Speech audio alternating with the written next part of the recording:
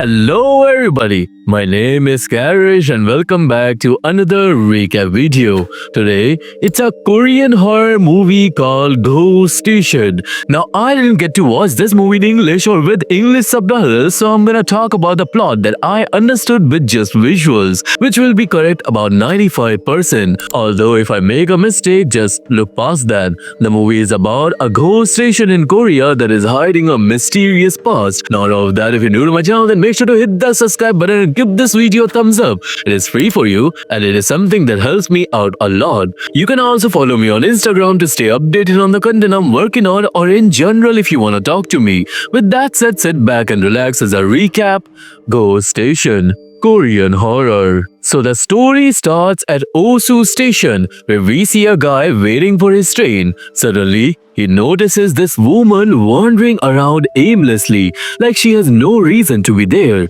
He assumes she's drunk and even posts about her on social media. But then, the woman starts banging her head against the wall really hard and out of nowhere, she vanishes. The guy walks over to check what just happened and suddenly, the metro gate opens by itself even though there was no train there. Then he hears strange noises coming from the tracks. He bends down to listen closely and right then, the gate slams shut and he gets brutally unalived.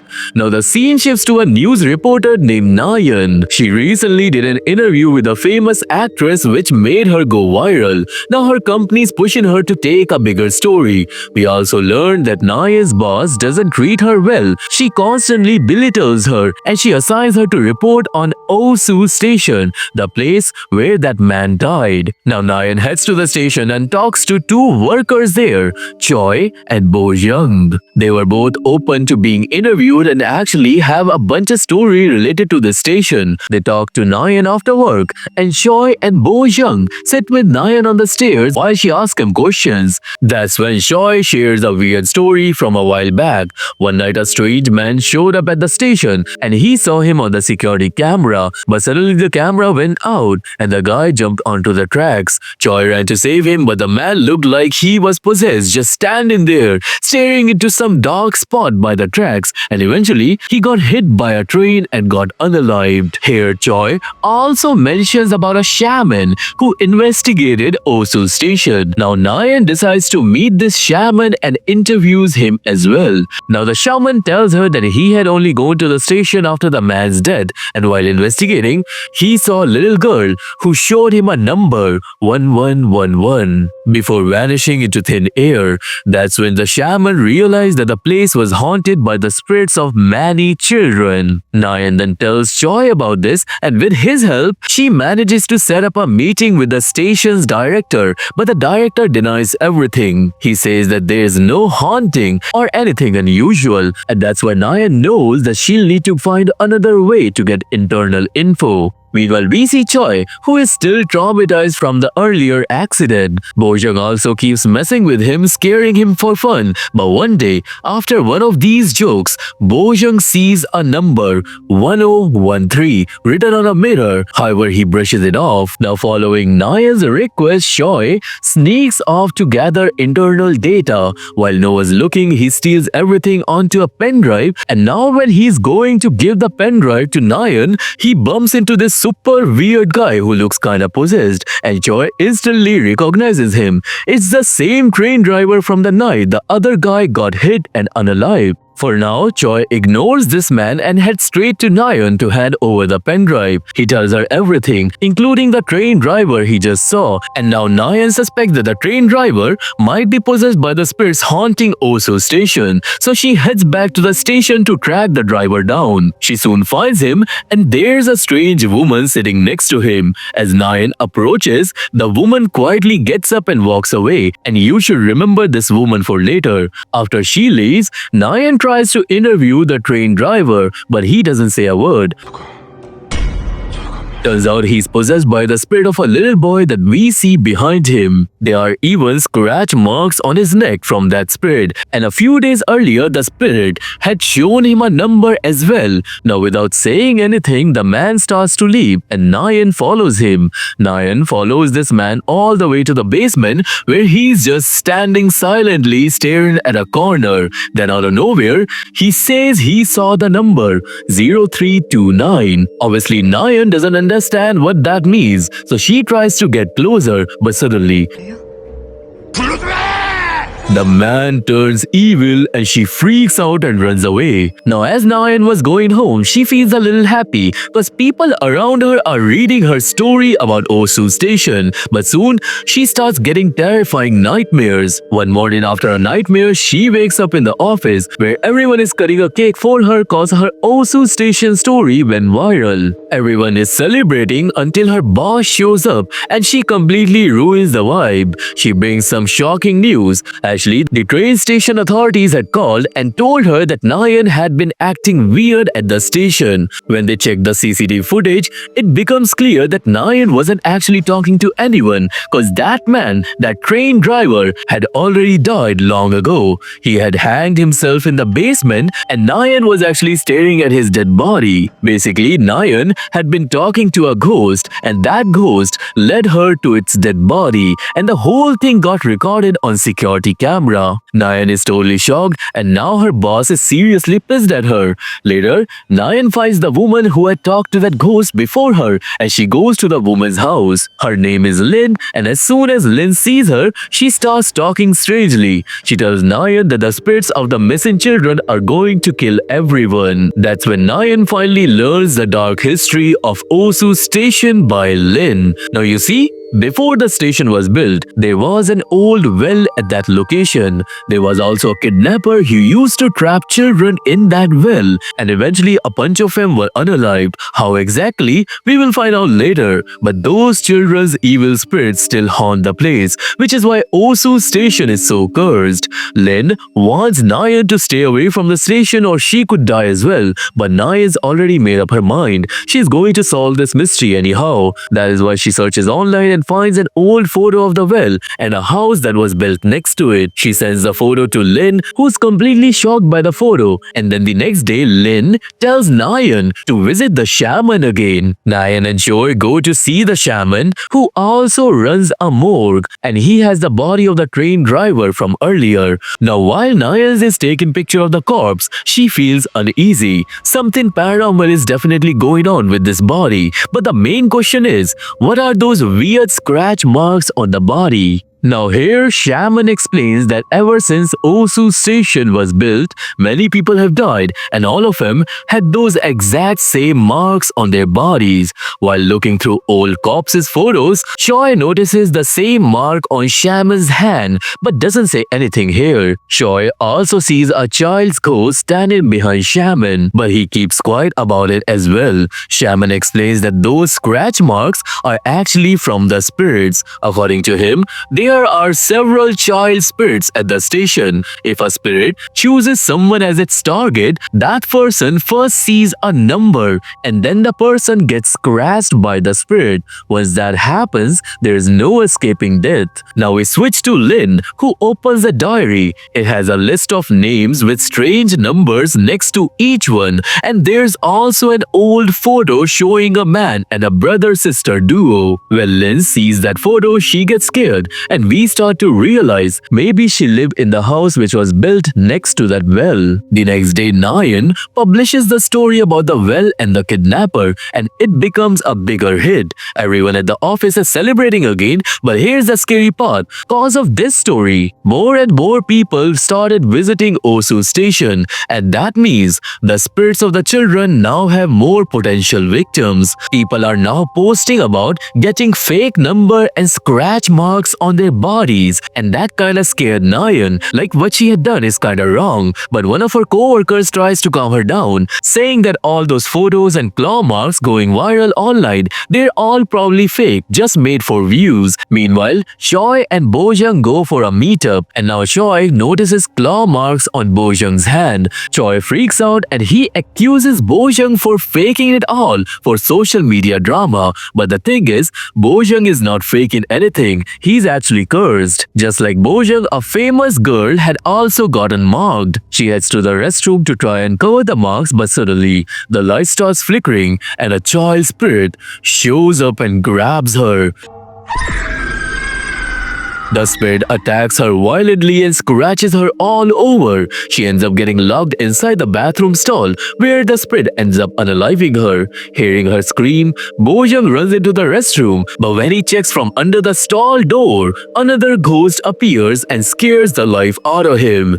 Bojang tries to escape, but he's surrounded by spirits, and eventually they unalive him as well.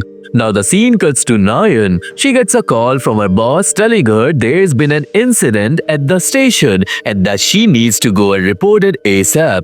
Nayan rushes there and finds out Bojang has died. She immediately goes to Choi, who's crying over his friend's death, and he tells Nayan that he had seen the number 0813. He is also marked for death by one of the spirits.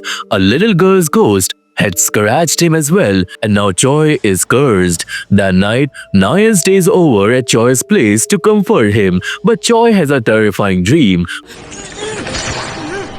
where a bunch of spirits starts climbing all over him and he ends up in that same old well. He tries to climb out, but Bojang's spirits grab him and he wakes up in a panic. After waking up, Choi tells Nayan that they need to help the spirits find peace. Maybe that's the only way to survive. The next day, they go to Lin for help. Lin tells them that if they can find the old well and bury the children's bones properly, the spirit might finally rest. But there's no guarantee. Nayan and Choi ask her where the well is and how to find it, and that's when Lin shows them a video. In that video, some guy had tried to locate the well before and he saw a hole near the tracks, and according to Lin, the well has to be somewhere around that hole, but it's up to them to find the exact spot. Now without wasting time, Nayan and Choi head to the location. They check out that hole, but there's nothing much inside, so they decide to go deeper into the tunnel,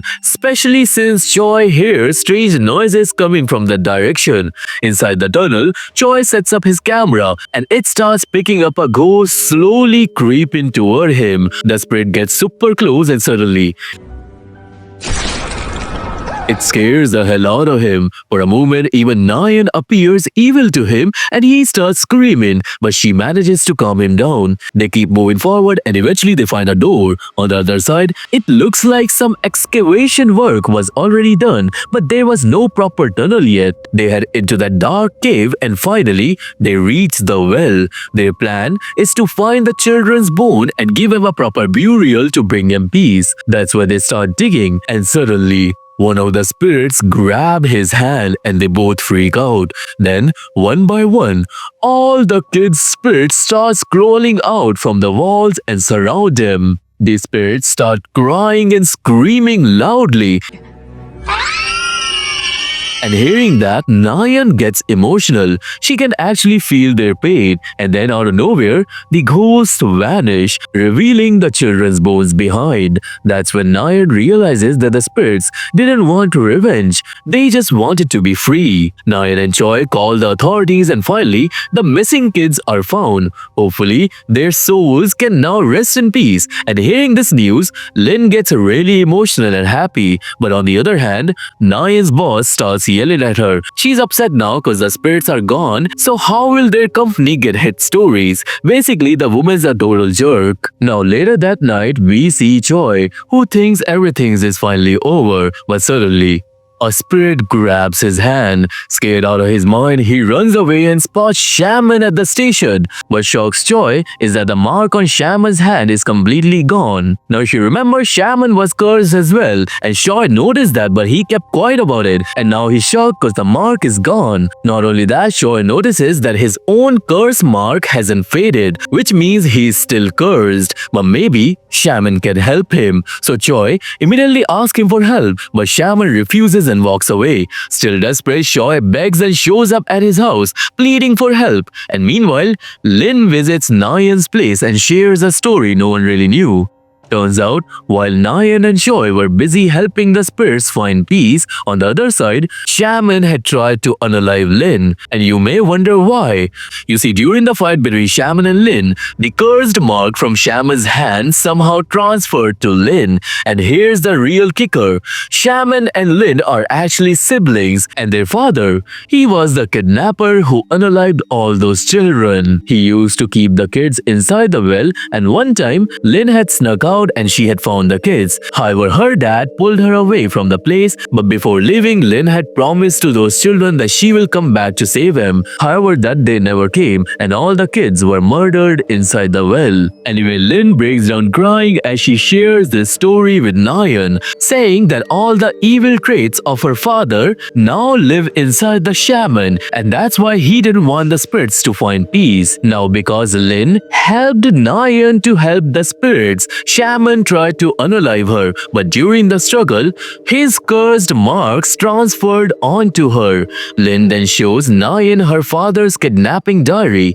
and she explains he gave each child a number and one day buried all of them alive because the parents refused to pay the ransom. Hearing all this devastates Nayan, and after the truth comes out, everything seems to settle down. But the next morning, Nayan gets a call from Choi. He tells her that even after the spirits find peace, the cursed person doesn't survive. The cursed person must die. Choi then reveals that he learned the technique to transfer the mark, and last night, after Nayan fell asleep, he snuck into her house and transferred his curse on her. Now Nayan is left speechless. Choi betrayed her. He hangs up the phone and moves on with his life. But Nayan isn't the type to just sit back. She heads back straight to Shaman and demands to know how to transfer this curse. And that's when she finds out that the mark transfers automatically between two people when there's an intense emotional connection, like there was hatred between Shaman and Lin, and there was deep friendship between Nayan and Choi. And that's why the scratch marks transferred on their own. Now, since Nayan knows how it works, she hatches a plan.